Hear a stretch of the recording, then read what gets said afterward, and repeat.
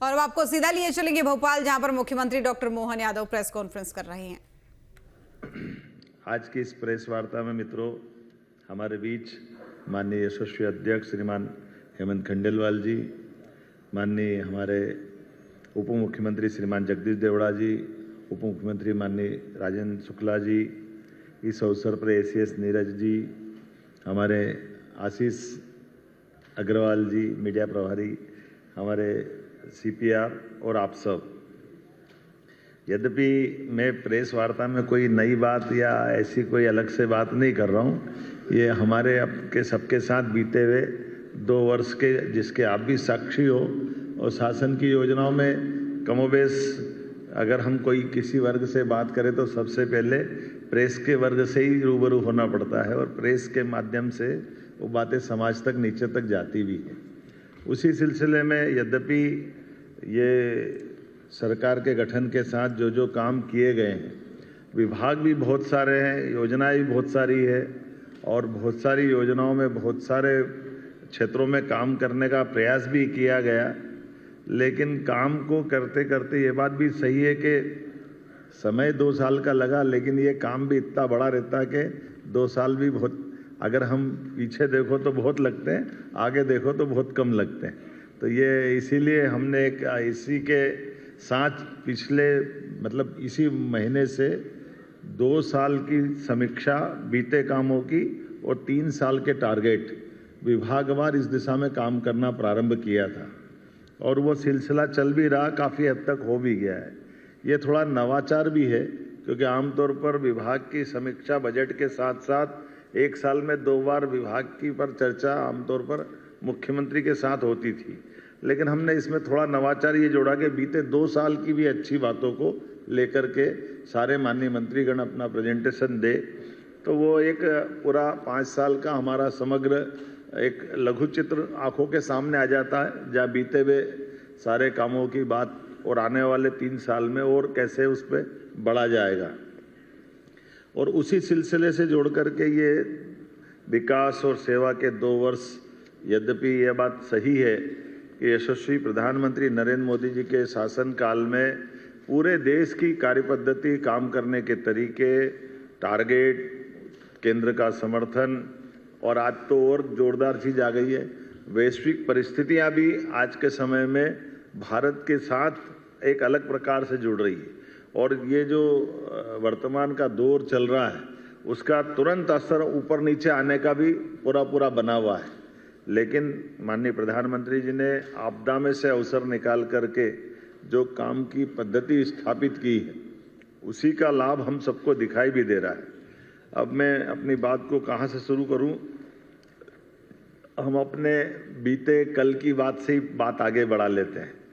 तो ये हम सब देखते हैं कि मध्य प्रदेश के अंदर जो लॉ एंड ऑर्डर को लेकर के सबसे बड़ी प्रॉब्लम थी, हम सब देखते हैं 85 के बाद 87-88 से छोटे छोटे दलम बन करके नक्सलाइट अपना टेरिटरी बनाने लगे, और उस टेरिटरी के बीच में से ये नया अनुभव आया था, कभी सोचते नहीं थे। आदिवासी अंचल भूला भाला हमारा छत्तीसगढ़ का बेल्ट या मंडला बालाघाट डिंडोरी तक के इस बेल्ट में कभी पहला तो संयुक्त मध्य प्रदेश था, 90 के बाद वो दौर बदला और 2002-3 तक आते आते 2 राज्यों में बदल गया। लेकिन घटनाएं घटने लगी, और उसमें क्या क्या हुआ ये दोहराना नहीं चाहूँगा, कल की प्रेस कॉन्फ्रेंस में मैंने बोल दिया उन सारी बातों को। लेकिन 90 से पहली घटना सामने आती है, 88-89 से दल गठन होने लगे, और बाद के घटनाक्रम में तो ये हुआ कि 17 पुलिसकर्मियों की 95 में एक तरह से हत्या होती है। ये पहली बार हमारे राज्य में हुआ है कि पूरी की पूरी बस के हमारे सशस्त्र बलों का एक तरह से बहुत भीषण वो नरसंहार जैसा हुआ। बाद में तो उसका परिणति ये भी हुई कि चुने हुए मंत्री के अपने घर से राज्य के मंत्री को बुला बाहर निकाल करके थाने के पास कुल्हाड़ी से हत्या कर दे। ये मध्य प्रदेश में पहली बार ऐसा हुआ था, कभी सोचा ना समझा, लेकिन अपनी सबके आंखों के सामने मध्य प्रदेश का वो इतिहास बना है। राज्य सरकारें क्या होती है, केंद्र सरकार क्या होती है, लेकिन आज़ादी के बाद राज्य और केंद्र की सरकार दोनों जगह एक दल की सरकार थी, कांग्रेस की सरकार थी, केंद्र में भी और राज्य में भी। लेकिन इतनी बड़ी घटना के बाद में भी कोई ठोस रणनीति बने, योजना बने, इसका निराकरण हो, और उसका परिणाम क्या आया कि कई हमारे आदिवासी भाई बहन सहित कई शहरी को, कई राहगीर के किसी का हाथ कट गया, किसी का पैर काट दिया, किसी की बच्चे बच्ची सहित पूरे परिवार को, समानांतर थाने चल रहे हैं, समानांतर कोर्ट चल रही, समानांतर सत्ता चल रही, मंत्रिमंडल का गठन नक्सलाइटों का अपना अलग चल रहा है। ये सब एक तरह से पूरे देश के साथ साथ मध्य प्रदेश के साथ में भी स्थापित हुआ। हमें गर्व है इस बात का कि माननीय प्रधानमंत्री ने तय किया और माननीय गृह मंत्री जी ने लगातार ध्यान दे करके, जो 35-37 साल पुरानी एक चुनौती थी, 2-4 साल के समय में, और अब तो डेडलाइन डिसाइड की। सच में जब उनने डेडलाइन डिसाइड की कि मार्च 2026 तक नक्सल वाली मूवमेंट समाप्त कर देंगे, तो मैं भी थोड़ा चौंक गया था कि कहीं ऐसा तो नहीं। मैंने गृह मंत्री जी से निवेदन भी किया, हमने कहा नहीं, बिल्कुल चिंता मत करो, ये समय सीमा में हो जाएगा। बड़ा सुन के अच्छा भी लगा। लेकिन बीते साल जब बात की, क्योंकि मैं अपने राज्य की दृष्टि से अगर देख के बताऊंगा तो आप सब जानते हैं हमारा भौगोलिक रूप से इतना बड़ा मंडला, बालाघाट, डिंडोरी का क्षेत्र, जिसमें रिजर्व फॉरेस्ट इतना बड़ा, ऐसे में 25, 30, 40 लोगों को खोज के निकालना यही चुनौती रहती। और वो फॉरेस्ट के इलाके में जब मोबाइल टावर काम नहीं करते हैं, बिजली की लाइन के भी संकट रहते हैं, जंगली जानवर चारों तरफ बिखरे हुए, गांव की अंदर की भी स्थिति कैसी है कि लगातार 20-25 साल तक लाल सलाम ने जो माहौल बनाया कि फॉरेस्ट के अधिकारी से लेकर के सारे लोग, लेकिन ये सौगात भी मिली कि पहले तो हमारे अपने भी इस घटनाक्रम में बहुत दर्दनाक हादसे हुए। बीते साल जिस आशीष शर्मा को हमने प्रमोट करके टीआई बनाया, कुछ समय पहले उनकी बलिदान भी हुआ, ये दर्दनाक भी था। लेकिन मुझे इस बात की प्रसन्नता के कुछ अच्छे पुलिस अफसर जिनने खुद ने मांगकर बालाघाट की ड्यूटी ली, मैं अपने आईपीएस अधिकारियों को बधाई देना चाहूँगा। आमतौर पर आईएएस आईपीएस पे कई बार सुविधा की और तमाम प्रकार की बातें आती, लेकिन यहाँ के अपने इस राज्य के बहादुर अफसरों ने पोस्टिंग मांग के लिए और टारगेट लिया कि हाँ हम ये करके देंगे। आईजी संजय भी ऐसे घूम रहा जैसे जवान, मोटरसाइकिल से लेकर के लंबे समय तक ये आईपीएस अधिकारी ऐसे काम करे, ये हम सबके लिए गर्व की बात है। और जब समेकित रूप से काम करते हैं तो उसका रिजल्ट भी आता है कि आज वो इतने बड़ी भयंकर चुनौती थी।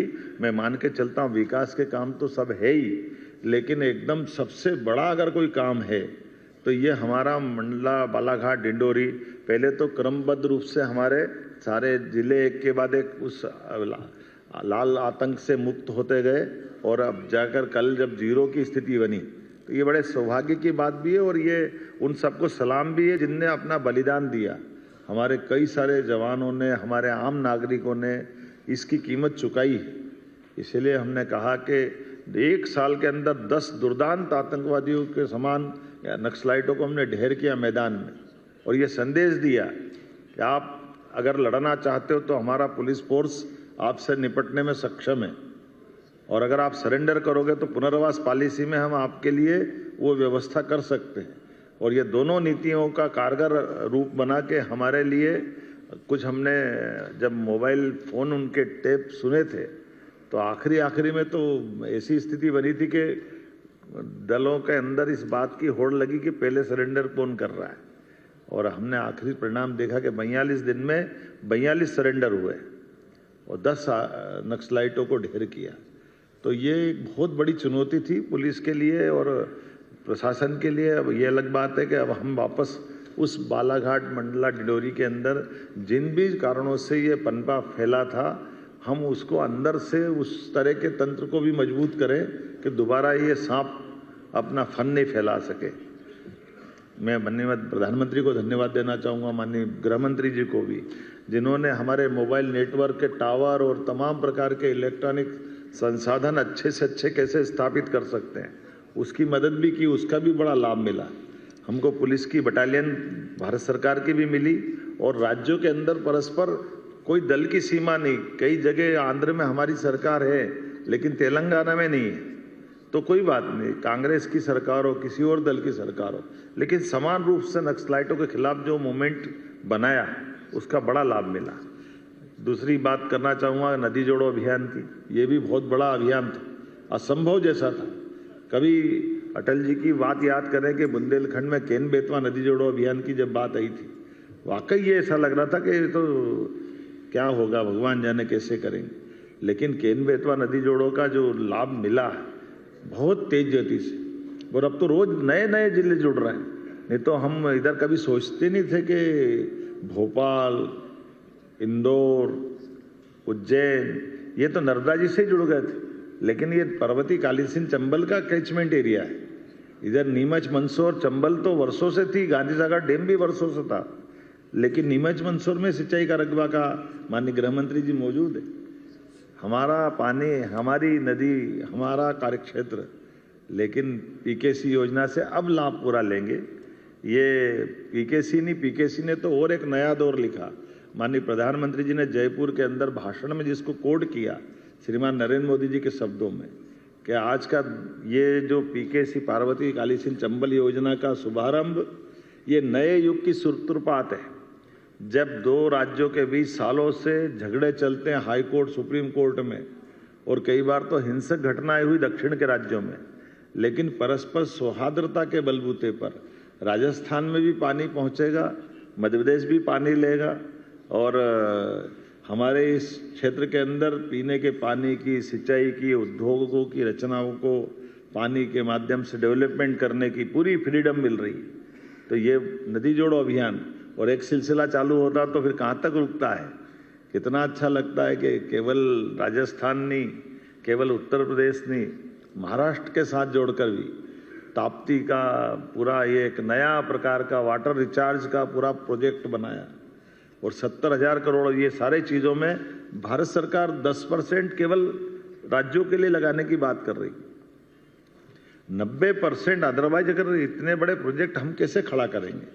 1 लाख करोड़ की पीकेसी योजना तो 90,000 करोड़ भारत सरकार दे रही, 70,000 करोड़ की पार्वती कालीसिंध चंबल योजना, ऐसे 70,000 करोड़ की हमारी ताप्ती के साथ योजना बनी, जो हमारा बुरहानपुर के बाद खंडवा, खरगोन के हिस्से से होते हुए इस पूरे नए वाटर रिचार्ज का पूरा एक नया प्रकार का बेसाल्ट हमारा पूरा काम आएगा। उसी के साथ मंदाकिनी चित्रकूट के अंदर केन बेतवा का फिर रिवाइज प्रोजेक्ट दिया, जिसके आधार पर हमारी चित्रकूट की धारा भी सरसब्ज होगी, चित्रकूट का धाम भी जगमगाए। ये पार्वती कालीसिंध चंबल योजना, और उसमें और नवाचार कैसे हुए, जल की रचनाओं पे भी जब ध्यान जाता तो आमतौर पर तीर्थ की रचना नदी माताओं के माध्यम से होती है। अकेले उज्जैन को देखें तो उज्जैन की क्षिप्रा नदी में 2 चुनौतियां हमको थी। सिमस तो 80 में भी हुआ, 92 में भी हुआ, 2004 और 2016 में, लेकिन 80, 92 और 2004 तक जब सिमस्त हुआ तो क्षिप्रा जी के जल में स्नान करने जो साधु संत सहित धार्मिक श्रद्धालु आए, उन्होंने गंभीर के पानी में स्नान किया। गंभीर क्षिप्रा जी से लगभग 20 किलोमीटर दूर से पानी लेके लिफ्ट करके आए और उसमें स्नान कराया। स्नान तो हुआ, कुंभ भी हुआ, सिंहस्थ भी हुआ, लेकिन मन में भाव कचोटता रहा कि ये अपन किस जल से स्नान करा रहे हैं। साधु संतों को तो मालूम नहीं, लेकिन हमको तो मालूम है। 2016 में हमने नर्मदा जी में स्नान कराया, तो ये बात सही है कि नर्मदा जी के टाइम क्षिप्रा लिंक की योजना में नर्मदा का मिलन हुआ, तो ये संदेश तो था। तो कई संतों ने मजाक में कहा भी कि अगर हमको यहाँ आके स्नान करना है उज्जैन में, तो फिर तो ओंकारेश्वर में ही कर लेना चाहिए, क्योंकि ये तो कुंभ सिंहस्थ तो उज्जैन में हो रहा है, जल तो आप नर्मदा जी का दे रहे हो। तो ये बात सही थी। मैं इस बात के लिए धन्यवाद देना चाहूँगा हमारे इरिगेशन डिपार्टमेंट के लोगों को, जिन्होंने इस चुनौती को लिया और हमने इस सिंहस्थ में क्षिप्रा जी के जल से स्नान करने का प्रबंधन कर लिया। चुनौती तो कई थी, मैं ये पढ़ी हुई लिखी हुई भाषा नहीं बोल रहा हूँ, ऐसे ही मुँह से ही बोल रहा हूँ। आपको ध्यान में आएगा कि हमने कहा कि भाई क्षिप्रा जी कोई बर्फ का ग्लेशियर नहीं है कि ऊपर से पानी बह के आ जाएगा। हमारे सामने चुनौती क्षिप्रा जी बरसात के पानी में जो धारा बनती है उससे पूरे साल काम चलाना पड़ता है। तो फिर योजना बनी कि इस बरसात के पानी के समय पानी को लिफ्ट करके एक बड़ा तालाब बनाए। तो बड़ा तालाब हमारा उज्जैन के पास बनाया उसकी क्षमता इतनी बड़ी कि वो पूरे साल फिर प्रवाह के माध्यम से छिपराजी में जल पहुंचाएगा। तो ये लगभग 800 करोड़ की योजना बनी, जिसके आधार पर अब छिपराजी के जल से छिपराजी में लोग स्नान कर पाएंगे पूरे साल। लेकिन एक चुनौती और थी कि छिपराजी का जल तो शुद्ध कर देंगे, लेकिन हमारी जो भौगोलिक रचना ऐसी कि इंदौर का बढ़ता हुआ भौगोलिक एरिया, लेकिन उसकी ढलान तो उज्जैन की तरफ थी। तो नर्मदा जी का पानी हो या छिपराजी का हो या गंभीर का हो, वो सब हमारा, जिसको हम खान भी कहते हैं कान भी कहते हैं, उस नदी के माध्यम से पूरा गंदा पानी इंदौर का सीवर का पानी उज्जैन आ जाता है। तो ऐसे में चुनौती ये थी कि वो पानी को शुद्ध कैसे रखें। तो इस बार ये भी एक अच्छा प्रयोग मिला कि जब हम बड़ी नदियों को राज्य के बाहर भी जोड़ने का अगर हम बड़ा एक रिकॉर्ड बना रहे हैं, जब यूपी के साथ केन बेतवा का बना रहे हैं, पार्वती काली सिंध चंबल के साथ राजस्थान का, या ताप्ती के साथ महाराष्ट्र का, तो एक राज्य के अंदर भी 2 नदी जोड़ो अभियान चलना चाहिए। तो एक राज्य के अंदर गंभीर और खान नदी को जोड़ने का प्रोजेक्ट बना, जिसके कारण से उज्जैन से लगभग 15 किलोमीटर दूर पानी को शिफ्ट करके डाउन स्ट्रीम में गंभीर की, ऊपर गंभीर का डैम बनेगा, नीचे गंभीर का पानी सूखी नदी में जाएगा, तो वहाँ सिंचाई करके लोग उस पानी का किसान उपयोग करेंगे और ये गंदा पानी मिलने से छिपराजी का रुकेगा। ये प्रोजेक्ट भी इसी के माध्यम से, मौका पड़ेगा तो पत्रकार साथियों आपको ले चल के दिखाएंगे कि अंडर डक्ट बन करके 50 किलोमीटर नीचे बड़ा ट्रक अंदर से चला जाए, इतनी बड़ी टनल बनाना, उस टनल में नदी की धारा, ऊपर लोग खेती कर रहे हैं, किसानी कर रहे हैं, ऊपर खेती नॉर्मल चल रही है, लेकिन नदी की धारा नीचे जा रही है। तो ये भी अपने राज्य के अंदर पहली बार ऐसा हुआ कि नदी से नदी जोड़ो अभियान में ये एकदम नीचे से ऊपर के बीच में, नीचे नदी का मूल स्रोत अलग, बीच में टनल अलग, ऊपर खेती चल रही है। तो 3 मंजिल पे काम हो रहा है। ये अपना एक नया प्रयोग, लेकिन इस पे भी हमारी सरकार ने काम किया है। ऐसे एक नहीं कई प्रयोग हमने और किए। उदाहरण के लिए आपने सबने देखा होगा, यही भोपाल में GIS नहीं होती थी, रीजनल इंडस्ट्री कॉन्क्लेव नहीं होती थी। उद्योग के मामले में एग्रीकल्चर ग्रोथ रेट तो हमारी बहुत अच्छी थी, लेकिन एग्रीकल्चर ग्रोथ रेट के अलावा भी हमारे राज्य के अंदर इंडस्ट्री जब तक नहीं आएगी तब तक हमारी ठोस अर्थव्यवस्था पे प्रश्न खड़ा होता था। और उस व्यवस्था पे विचार करने के बाद हमने निर्णय किया कि रीजनल इंडस्ट्री कॉन्क्लेव होना चाहिए। तो छोटे छोटे संभाग केंद्रों पर, मानता हूँ ग्वालियर जबलपुर तो बड़े थे, भोपाल भी बड़ा था, लेकिन इंडस्ट्री कॉन्क्लेव पहली बार हुई। कई लोग आश्चर्य जब हम कर रहे थे कि बड़े बड़े उद्योगपति आकर के कहते ग्वालियर में हम पहली बार आए, जबलपुर पहली बार आए। तो जब जबलपुर ग्वालियर तो आए, लेकिन सागर और नर्मदापुरम में भी और शहडोल में तो जो हमारा इस्पात का कारखाना TMT सरिया वाले ने लगाया, वो अग्रवाल जी आकर बोलते कि मैं तो बिल्कुल पास का छत्तीसगढ़ का ही हूँ, लेकिन मुझे ध्यान ही नहीं गया कि शहडोल में भी हो सकता है क्या। ये 3000 करोड़ का बड़ा एक इंडस्ट्री का पार्क, ऐसे निवाड़ी जैसे जगह जिले में एक बड़ा इंडस्ट्री। अब निवाड़ी 1.5 विधानसभा का जिला, लेकिन निवाड़ी जैसे जिले में एक 3000 करोड़ का बड़ा कारखाना इस्पात का अगर वो लगता है, तो ये हमको सबको प्रेरणा भी देता है, गर्व भी होता है। और अलग अलग नेचर की सब क्षेत्रों में अब खाद का कारखाना सागर में चालू हो जाए, ये भी आश्चर्य है। और खाद भी कौन सा, जिसके लिए 12-32-16 NPK यूरिया। अब ये हमारे राज्य के अंदर आज अधिकांश खाद तो हमारा झाबुआ और सागर से ही पूरा हो रहा है, केवल भारत सरकार की परमिशन चाहिए, बाकी तो अपने राज्य में ही बन रहा है। अब ये भी एक थोड़ा नया और चुनौती वाला भी है कि केवल रसिया पे डिपेंड नहीं है, हम तो हमारे राज्य में बना रहे हैं और हमारे राज्य के अंदर उद्योगपति उसको दे भी रहे। ये एक नहीं, ऐसी कई सारी सौगातें।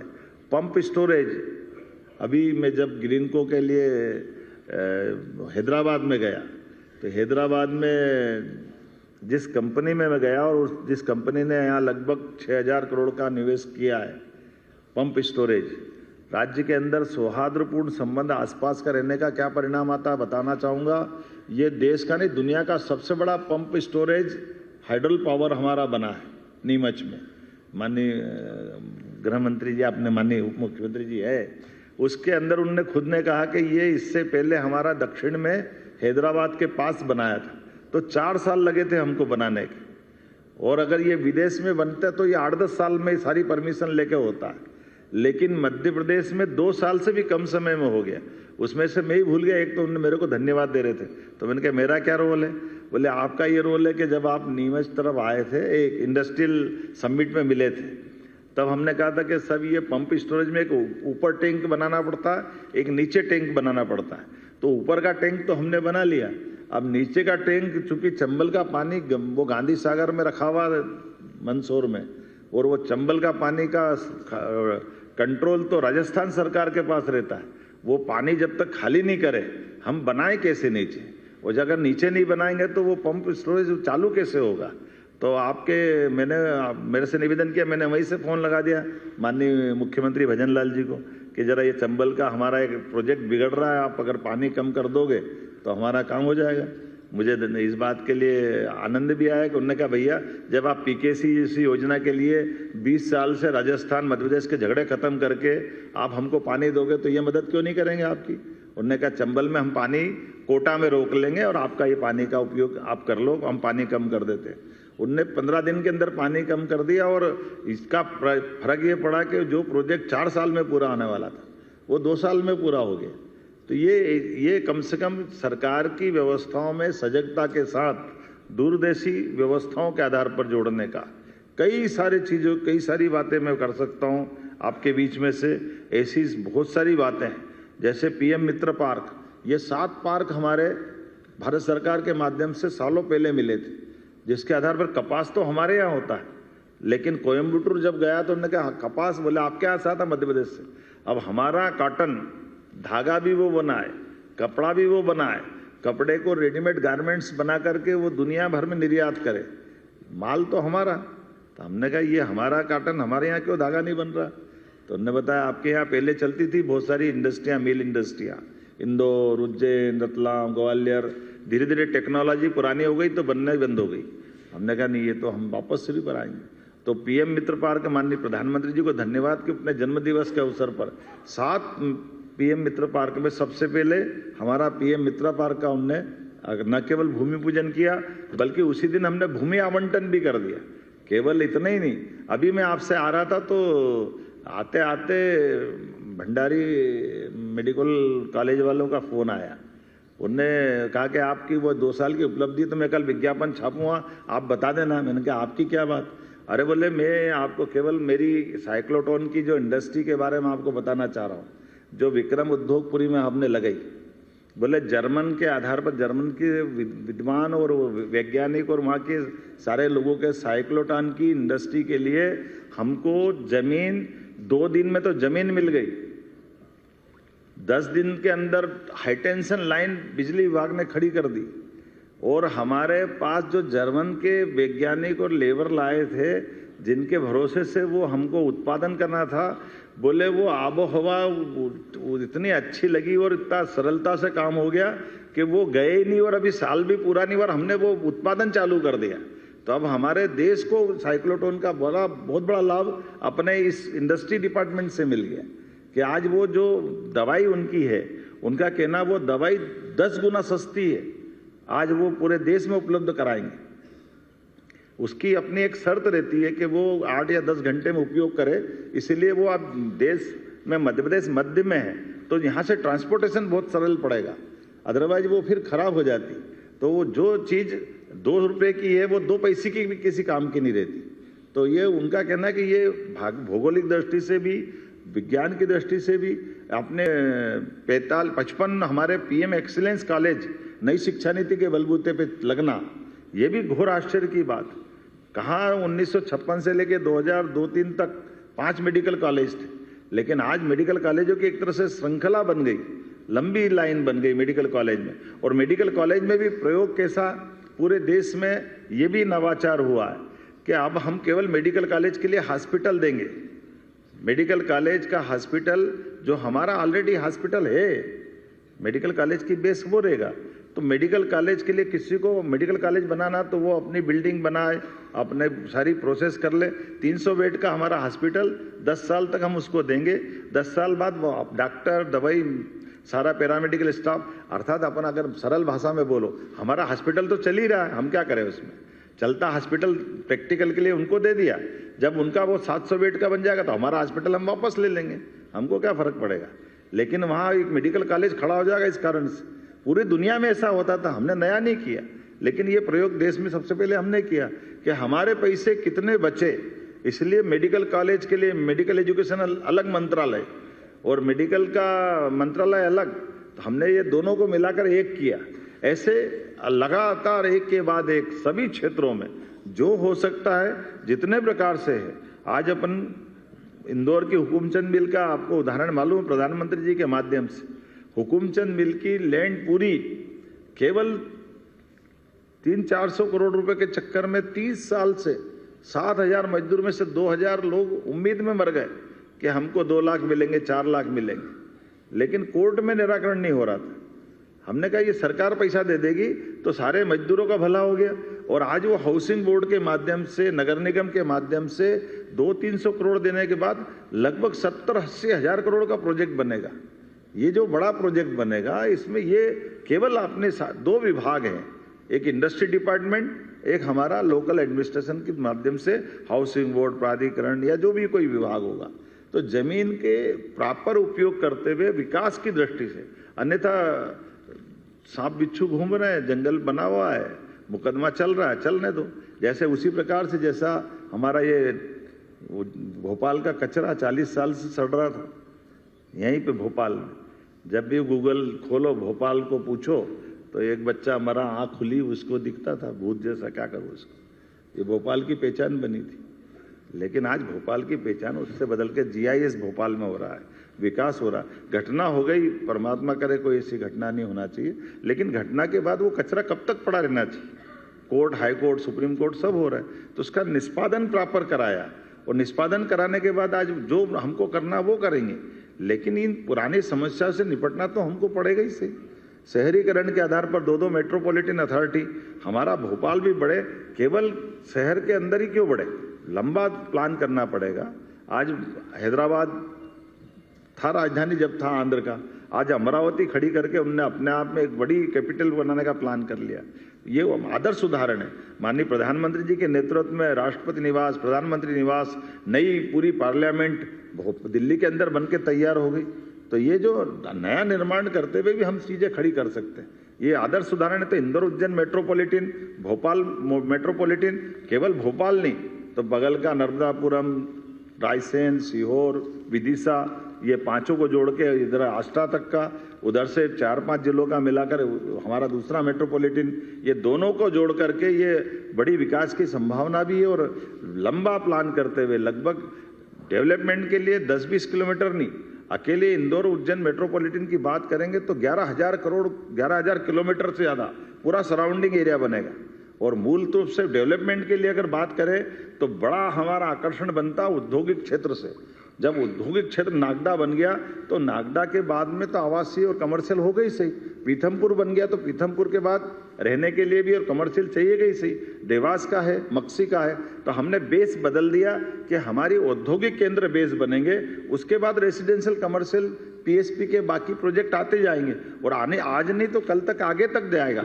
इसी का परिणाम है कि इसी की बाकी कनेक्टिविटी, ग्रीन बेल्ट हमारा खास करके जो एक्सप्रेस हाईवे है, ग्रीनफील्ड हाईवे, 4 लेन, 6 लेन, एयरपोर्ट के साथ एविएशन पॉलिसी में हमारी इंटर स्टेट और इंट्रा स्टेट ये एविएशन के प्रोजेक्ट अपने सबके सामने चल रहे हैं। ये उत्तराखंड में चलते थे 4 धाम के लिए, केदारनाथ, बद्रीनाथ, गंगोत्री, जमुनोत्री, अब तो उज्जैन ओंकारेश्वर क्यों नहीं हो सकते? वो शानदार चल रहा अपना, क्या फर्क पड़ गया? ऐसे एयरपोर्ट अपने 7 से 9 तो हो गए और 10वां तैयार हो रहे, 10वां भी चालू हो गया। और ये तो 10 जिसको एविएशन डिपार्टमेंट ने मान लिया, बाकी सिंगरौली, रतलाम, नीमच, मंदसौर, वहाँ हमारे B200 तो उतरते ही हैं शान के साथ, सारी हवाई पट्टियाँ चालू है, इसमें कोई कष्ट नहीं है। आपने देखा ही है कि जब अपना स्थापना दिवस मनता है तो 1 दिन क्यों 3 दिन मनना चाहिए, और 3 दिन मने तो अपने कलाकार आनंद के साथ हो जाए। तो यहाँ विक्रमादित्य का महानाट्य भी होता और भगवान कृष्ण की लीलाओं को लेकर के 500 कलाकार भोपाल की, ये पहली बार हुआ। 18 पॉलिसियाँ फिल्म निर्माण से लेकर सभी प्रकार की। अभी बुंदेलखंड के अंदर राजगढ़ पैलेस में गए अपन, इतना गजब का स्थान है, ऐसा लगेगा कि कहाँ पूरे देश में नहीं मिलेगा। ऐसे अगर उज्जैन में जाओगे तो हायर सेकेंडरी स्कूल 50 साल से चलता था, महाराज बाग क्रमांक 1, 2, 3, आज वो 7 स्टार होटल हो गया टूरिज्म का। हमारी सारी टूरिज्म की प्रॉपर्टी में सबसे ज़्यादा कहीं कलेक्शन आ रहा है तो अकेले उस हाई सेकेंडरी स्कूल में हो रहा। और टूरिज्म मिनिस्टर पूरे देश में आदर्श उदाहरण देते हैं कि अच्छा पैलेस कैसे बन जाता है हेरिटेज में, ये उदाहरण उनका बना है। कहने के लिए तो बहुत सारी बातें हैं, लेकिन आज जब मैं आपसे बात कर रहा हूँ तो ये सारा मैटर तो आपके पास पहुँच ही गया है। और अब मैं बोलूँ क्या, जितना तो आप मेरे से ज़्यादा समझते हो और बोलते रहते हो, ये सारी बातें आप करते रहते हो। बोलने के लिए बहुत सारी बातें बोल सकता हूँ, लेकिन जिस प्रकार से समय बदला है और समय के साथ ऊर्जा के क्षेत्र में पूरे देश में सबसे सस्ती बिजली अगर कोई दे रहा है तो अपना राज्य दे रहा है। बिजली में भी ऐसे ऐसे नए प्रयोग हुए कि जिसके आधार पर बिजली के लिए सारे लोग भौचक के देख रहे हैं ये हो क्या रहा है। मध्य प्रदेश हमारा सबसे लोएस्ट रेट बिजली में गया है और इसके आधार पर ओंकारेश्वर और ये बड़े बड़े प्रोजेक्ट तो हमारे हैं, आगर, नीमच, सोलर पार्क भी 2000 मेगावाट का, और कंपोजिट यूपी और हमारा 6 महीने वो वापर लेंगे, 6 महीने हम वापर लेंगे।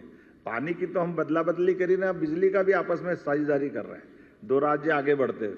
तो ये जो हमारा जो मुरैना का जो बीहड़ का जंगल है, इसका बेहतर से बेहतर उपयोग कैसे कर सकते हैं। आज ये बदलते दौर में हमारी आने वाले समय के टारगेट भी बड़े हैं, लेकिन अभी बात नहीं करूँगा, बीते समय की बात करूँगा जब हमने अपने नामांतरण की नई पद्धति लगाई। ये भी पूरे देश में रेवेन्यू के लिए नई चीज़ हो गई। लगभग 1 करोड़ प्रकरणों का निराकरण कराया। और ई नामांतरण जैसे आप रजिस्ट्री कराओगे आपका प्रोसेस परवारे चालू हो जाएगी। पटवारी गिरदावर के पास चक्कर खाने की जरूरत नहीं।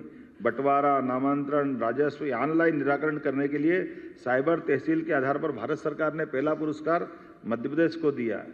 19 धार्मिक नगरियों में शराबबंदी, ये हमने अपने धार्मिक नगरियों के प्रति ये जो प्रतिबद्धता बताई, विभिन्न लोक बना करके नर्मदा परिक्रमा के लिए परिक्रमा वासियों के लिए शेड बनाना, घाट बनाना, सभी प्रकार की सुविधा जुटाना। और चित्रकूट का धाम भी आनंद के साथ, आप बताइए, जन सहभागिता के आधार पर चित्रकूट का मुख्य मार्ग जिसमें बड़े से बड़े संतों ने और सब लोगों ने अपनी सहभागिता देते हुए, जब अयोध्या अच्छा हो गया तो चित्रकूट भी होना चाहिए। उसी प्रकार से ओरछा का राजा राम का भी आनंद अलग प्रकार से दिखाई दे रहा है। अब ये कई ऐसी योजना भी चालू की जिसके लिए एक बगिया माँ के नाम, 2 एकड़ का खेत अगर आप अपना बनाने जाओगे तो सरकार आपको 2 लाख रुपए देगी, क्योंकि जब नया बगिया बनाओगे तो शुरू में 2 साल आपकी खेती बाड़ी बंद हो जाएगी। तो खेती बाड़ी भी ढंग से व्यक्ति करता रहे, उसके बजाय उसके जीवन के प्रबंधन करते हुए, और जब बगिया तैयार हो जाएगी तो फल से उसका काम चलेगा ही सही। तो आम के आम गुठली के दाम, दोनों काम हो जाएंगे। हमारा पास व्यक्ति अपनी खुद का बगिया भी तैयार कर लेगा और अपना बगीचा भी तैयार हो जाएगा। योजना तो बहुत सारी है। हमने जलगंगा अभियान चलाने का हर साल का निर्णय किया है। जलगंगा अभियान में दोनों क्षेत्र में, ग्रामीण में और शहर में भी, शहरी क्षेत्र के अंदर जितने कुएं, बावड़ी, तालाब, पुरानी जल रचनाएं और नवीन रचनाओं के लिए अब तो सड़कें भी बन रही है। तो हमने सड़कों के किनारे जो मुरम खोदने के लिए या बाकी मिट्टी निकालने के लिए जो गड्ढे होते हैं, उसको भी जल रचना में बदलने के लिए पीडब्ल्यूडी मंत्री जी माननीय राकेश जी को धन्यवाद दूंगा। एक योजना बनी कि ये जितना पानी का हम अपना संचय कर सकते हैं उस सबको भी करते जाना है। उसी प्रकार से ग्रामीण अंचल में भी सभी पंचायतों के साथ ये जलगंगा अभियान के माध्यम से, नदियों का मायका है मध्य प्रदेश। अभी ध्यान में आया कि लगभग 250 के आसपास प्रदेश की नदियां हैं। उन नदियों के उद्गम से लगा करके उनकी जल रचनाएं कैसे चालू हो, उनका एक तरह से पुनर्जीवन का काम भी और संचयन का काम भी, जल रचनाओं के लिए छोटे छोटे स्टॉप डैम से लगा करके बड़े बड़े भी सब पे काम करके बूंद बूंद कैसे काम आए, उस दिशा में हमने काम करना प्रारंभ किया। स्कूलों की बात मैंने कर दी। गौ संरक्षण की तो अद्भुत योजना हमारे यहाँ चल रही है। गौ संरक्षण में भी देश में नंबर 1 का है। अभी मैं कल आंध्र में उतरा था, कर्नाटक सरकार के वहाँ के एक कॉरपोरेशन के चेयरमैन आए थे। उन्होंने कहा टेक्नोलॉजी तो आप हमारी ले गए, लेकिन आपके राज्य में बहुत बड़ा काम हो गया, मैं आना चाहता हूँ आपके मध्य प्रदेश। हमने कहा जरूर आओ। ये खास करके हमारा ये जो वेस्ट से एनर्जी बनाने वाले प्रोजेक्ट चल रहे हैं, और ये जो पराली जलाने वाले जो प्रोजेक्ट जगह जगह, तो इतना अच्छा प्रोजेक्ट चल रहा है कि हमारे यहाँ अब धान का हो, गेहूं का हो, ये जो वेस्ट जितना निकलता है उससे बिजली उत्पादन, गैस उत्पादन, इसके प्रोजेक्ट भी खड़े हो रहे हैं। और गौ संरक्षण को लेकर के घर घर दूध उत्पादन बढ़े, 9% से 20% के टारगेट पे हम चल रहे हैं। भारत सरकार के माध्यम से हमने गुजरात के उस अमूल वाले प्रोजेक्ट के साथ अपने ब्रांड सांची को बरकरार रखते हुए इस दिशा में आगे बढ़े कि 3 साल बाद 20% तक दूध उत्पादन करेंगे। गोमाता के लिए भी पर्याप्त रूप से हमारी योजनाओं में 25 गोमाता अगर लेके आएगा या दूध उत्पादन की इकाई खड़ी करेगा तो 10 लाख सरकार देगी। इसके आधार पर एक साथ 500% की प्रोग्रेस हुई पुरानी योजना के पालन करने में। जबरदस्त रूप से स्कोप आया और गौशालाएं भी बड़ी बड़ी बन गई। नगर निगम के अंदर ये खिड़क की कल्पना खत्म करते हुए हमने गौशालाओं के लिए संधारण के लिए भी 20 के बजाय 40 रुपये प्रति गोमाता और उससे बड़ी 20 अलग से गौशालाएं जो 5,000 से लेके 10,000 20,000 की गौ माता के साथ। और पूरे देश के लोग आप आ रहे हैं इसमें, क्योंकि प्राकृतिक खाद से लेकर कई सारी संभावना है। तो बड़ी बड़ी गौशाला उसको हम अपने उनके लिए 30% वो दूध उत्पादन भी कर सकेंगे। वो गौमाता को रखने के साथ हम जो अनुदान देते हैं वो अनुदान भी उनको देंगे। 125 एकड़ भूमि भी देने वाले हैं। एक तरह से ये ठोस निर्णय कर रहे हैं जिसके बलबूते पर बड़े पैमाने पर देश भर के लोग आकर्षित हो रहे हैं। तो ये गौमूत्र से, गोबर से, बाकी चीज़ों से वो अपने इस गौशाला को कैसे सफल सक्षम बनाए, इसका आदर्श मॉडल हमारा बीच बना है। ऐसे ही अपनी शिक्षा के क्षेत्र में खास करके हमारे इंजीनियरिंग कॉलेज के कैंपस के अंदर IT पार्क बनाने का निर्णय पहली बार हुआ। बच्चा वहीं पढ़े, वहीं रोजगार भी मिल जाए। और IT के साथ नई technology deep tech research park भी ला रहा है, साइंस सिटी भी बना रहा है, ऑब्जर्वेटरी भी खोल रहा है। और भविष्य में तैयार तो ये भी है कि हमारी सब प्रकार की नवीन पॉलिसियों के बलबूते पर भविष्य में रिसर्च का भी ये मध्य प्रदेश बड़ा केंद्र बने। इसलिए स्टार्टअप से लेकर 18 पॉलिसियों में हमने सब चीज़ जोड़ने का प्रयास किया। ऊर्जा की बात मैंने कर दी, सिंचाई की कर दी, आधुनिक विकास की कर दी, बदलती ग्रामीण अर्थव्यवस्था की कर दी, PM विकास खास करके गाँवों के अंदर वृंदावन गाँव की बात मैंने आपके सामने की है। अधोसंरचनाओं को लेकर के भी हमारे बीच ई-बस भी भविष्य में हम प्रारंभ करने वाले हैं, जो कि हमारी पुरानी कठिनाई थी जब हमने कई प्रकार से दूसरी रचना खड़ी करी। गरीब उत्थान के लिए भी सरकार के माध्यम से आपको केवल जानकारी के लिए बताना चाहूँगा, हमने बजट को भी 5 साल में डबल करने का जो टारगेट लिया है। 11,000 रुपये प्रति व्यक्ति आई थी 2002-03 तक। जब हमारी सरकार बनी तो 1,42,000 रुपया आई प्रति व्यक्ति हुई। आज की स्थिति में 1,54,000 रुपये प्रति व्यक्ति 2 साल के अंदर हमने ये आई बढ़ाई है। ये उसी प्रकार से जिस प्रकार से हमने गेहूं से लगा करके सभी राशियों में एक एक करके जो बोनस की बात कही थी हमारे संकल्प पत्रों की पूर्ति में कि हाँ हम 2700 रुपये क्विंटल तक गेहूं का दाम करा देंगे, तो आज की स्थिति में 2585 तो उनका हुआ। गए साल ही हमने 2600 रुपये क्विंटल गेहूं खरीदना प्रारंभ कर दिया था।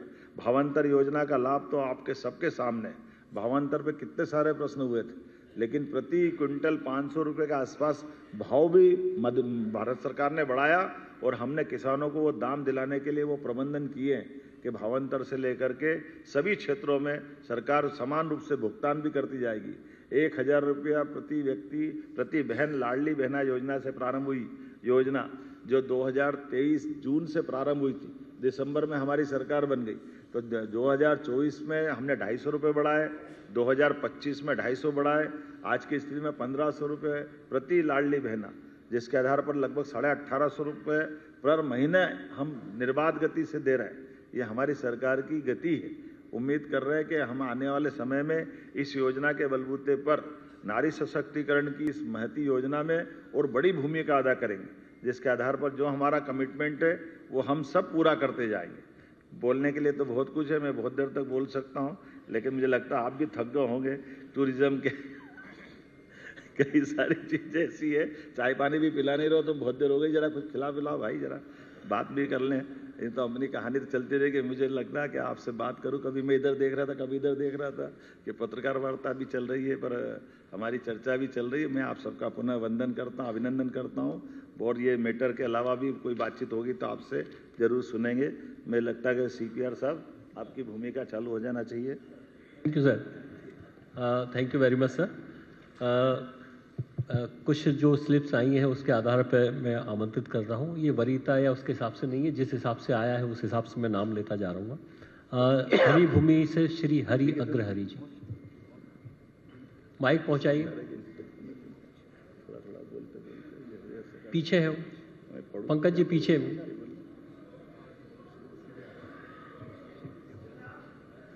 ये माइक लेके बीच में जाइए।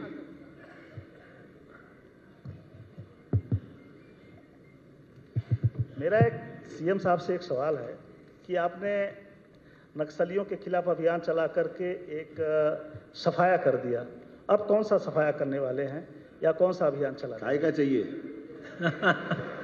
नहीं, करने के लिए तो बहुत कुछ है, कहने के लिए बहुत कुछ है। आप बताएं, आप अपने से बताएं तो ज़्यादा अच्छा रहेगा। देखो, हम वहाँ पे जो विश्वास रुका हुआ था, विकास रुका हुआ था, उसका सफाया करेंगे और विकास का कारवा ले जाएंगे। Thank you. श्री गिरीश उपाध्याय, स्वदेश भोपाल। कहाँ है उपाध्याय जी? उधर है, हाथ खड़ा कर देना, पता ही नहीं चल रहा है इतनी भीड़ में। ये माइक और ले आइए भाई। नमस्कार। नमस्कार। ये आपने नक्सली वाला तो जिक्र किया, लेकिन इसके एक समस्या समाप्त हो रही है और एक दूसरी समस्या से मध्य प्रदेश गिरफ्त में आता जा रहा है, जो नशे के कारोबार वाली है। इसको लेकर आप पे कोई कार्य योजना है जिसको आप कहेंगे कि हम अगले साल जो 3 साल पर जब इकट्ठे हों तब क्या आप अनाउंस करने की स्थिति में है कि हमने नशे के कारोबार से प्रदेश को मुक्त कर दिया है? नशे के कारोबार से तो समाज को सामूहिक रूप से इसमें निपटना पड़ेगा, लेकिन जैसे मैंने आपको बातचीत में बताया कि 19 स्थानों पर हमने शराब की दुकानें बंदी की है और क्रमशः ये जिस प्रकार से माहौल बनेगा, हम सब चाहेंगे कि नशे के प्रत्येक व्यापार पर हमारी कड़ाई रहे, हमारा बंदी रहे, लेकिन समाज की जागृति और सामाजिक संगठनों की भूमिका भी बड़ी रहने वाली है। आपके सबके सहयोग से निश्चित रूप से हम उम्मीद करेंगे कि 3 साल में इस पर कंट्रोल करें। श्री शरद द्विवेदी जी, बंसल न्यूज।